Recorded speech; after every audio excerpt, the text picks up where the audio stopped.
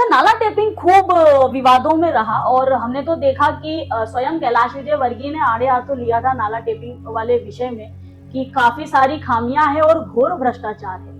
अब तो उम्मीद ये रखते हैं कि एक और एक अब आप 11 हो गए। एक तरफ आपको विराट व्यक्तित्व कैलाश विजयवर्गीय का साथ है क्योंकि वे नगरीय प्रशासन मंत्री हैं।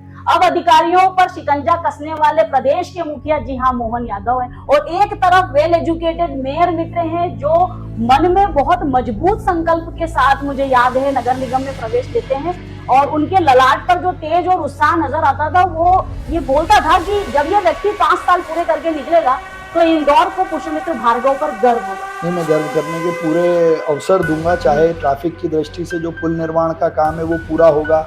600 करोड़ से अभी सेंट्रल असिस्टेंस के माध्यम से, जिसमें माननीय मुख्यमंत्री मोहन यादव जी और माननीय कैलाश विजयवर्गीय जी की महत्वपूर्ण भूमिका के कारण शहर को 600 करोड़ की सड़कें मिलने वाली हैं।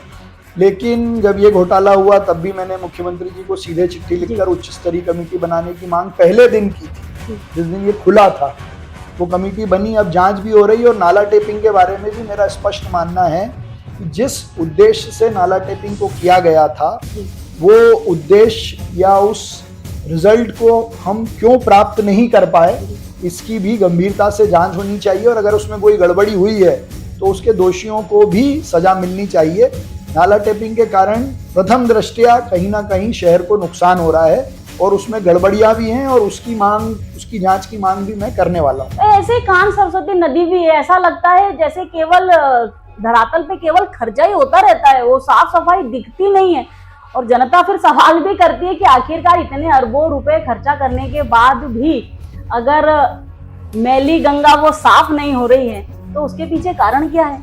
देखिए, एक तो अलग अलग समय पर अलग अलग प्लानिंग से काम हुआ।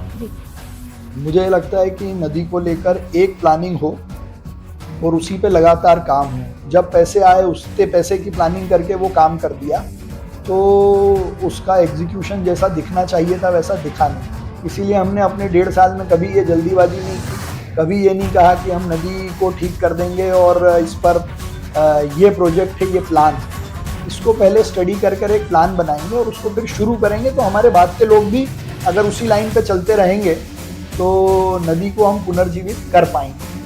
और जितना काम हुआ है उसकी ऑडिट और मॉनिटरिंग तो होनी चाहिए कि वो जिस काम के लिए किया गया था उसके रिजल्ट आ रहे हैं कि नहीं आ रहे हैं।